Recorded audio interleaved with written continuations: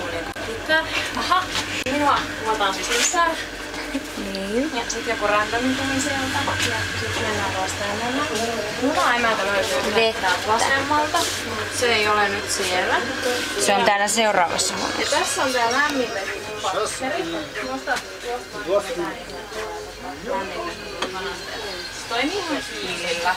Tästä katsotaan aikataulu. Täällä oli varmaan tää meidän juna-emäntä, mutta se meni hukkaan.